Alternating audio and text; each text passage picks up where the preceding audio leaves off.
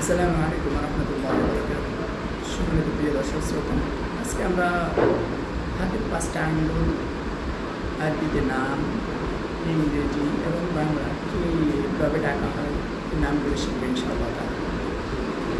বৃদ্ধাঙ্গুলি, এটাকে আমরা বলি বাংলাতে বৃদ্ধাঙ্গুলি, আরবিতে বলা হয় ইবহাম, আরবিতে বলা হয় ইবহাম, আর ইংলিশে বলা হয় থাম।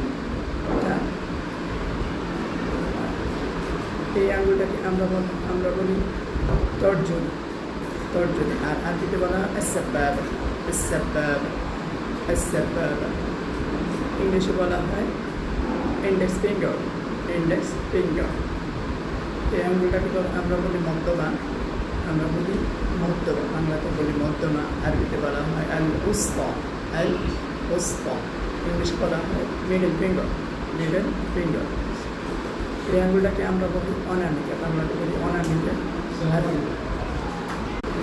এটাকে বাংলাতে বলা হয় অনামিকা, আরবিতে বলা হয় আল-বিনসা, আমাদের ইংলিশে বলা হয় রিং ফিঙ্গার। আরবিতে এই আঙ্গুলটাকে বলা হয় আল-খিনসা, বাংলাতে আমরা বলি কনিষ্ঠা, ইংলিশে বলি রিং ফিঙ্গার অথবা লিটল ফিঙ্গার।